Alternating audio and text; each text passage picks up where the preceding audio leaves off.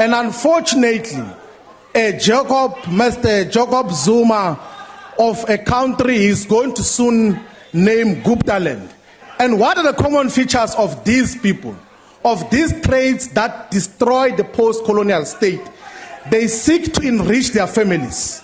They seek to undermine the rule of law. They have no regard of the Constitution. They prosecute and persecute political opponents, including of the political parties that they come from. In the recent few days, there's been allegations from President Thabo Mbeki, or it was reported President Thabo Mbeki was alleging and throwing allegations, very dangerous allegations towards President Jacob Zuma, about President Jacob Zuma being a collaborator back then during the struggles when President Jacob Zuma, during his young age, when they were arrested in Robben Island, he was a sellout and he was a collaborator and he was going to jail in Robben Island as a sellout, and he was going there as a spy, to spy on the black leaders, those who were arrested there with him. Hi, now Floyd Shivambu is defending those allegations. I don't believe those allegations, by the way, but I like what Floyd Shivambu is saying, because he's saying that he's now praising President Jacob Zuma, saying the total opposite of the things he used to say when President Jacob Zuma was still in power. Listen to this, you'll be shocked. But you can go and check, there's so many things that were said about him, including someone who was gossiping somewhere. We don't know whether that is true. Someone was saying that when President Zuma was 17 years old, he was possibly a collaborator. And these are certified collaborators who, even when they were leading the country, you could see by their direction, their association with the imperialist and colonialist West, that they are representing the interest of the establishment. And then they tend that, no, when 70 years ago, or 68 years ago, when you were 17 years old, how did you get arrested? The measure of President Zuma must be gauged about what he gets to contribute now, what he contributed. He has never collaborated with the establishment domestically and globally. That is why when he was head of state and president, he got to take South Africa to join an organization which was called BRIC. It became BRICS, associated with the global south and progressive countries in the world. And that is the legacy that we're going to defend and will continue to defend as Umkhonto wesizwe. My boy Africa. The shocking part is not him defending the allegations. The shocking part is him saying these things after he has said all of those things during President Jacob Zuma's time. It just makes him the biggest flip-flopper, because it's like he has changed the tune so much drastically that whatever it is that they have on him, it must be too much for him to change his tune like this. Because it was going to be convincing when it was someone else saying these things. But it's worse, it's coming from Floyd Shivambu, the man who has said some very crazy things about President Jacob Zuma and President Jacob Zuma's presidency. That's the shocking part, when he says these things. And I don't want you, Yazin, you guys are going to push me to the point where I end up playing a clip of Floyd Shivambu saying wild things about President Jacob Zuma.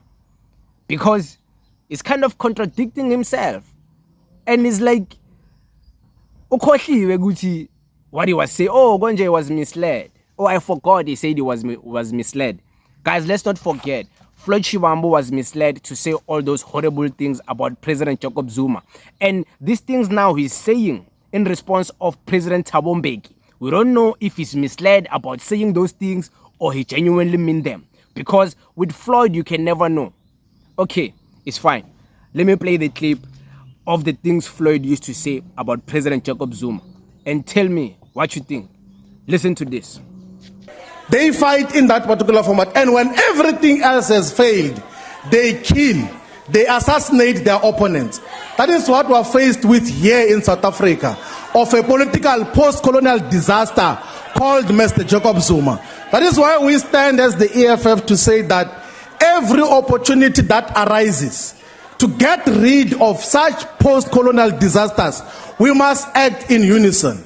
But we think that there's a tactical mistake, a tactical blunder in the manner in which the motion has been put forward. Because we believe that the liberation movement itself should have found it in its own conscience to act against a Mr. Jacob Zuma, who has abdicated his responsibility as a leader of our country and gave it to a family.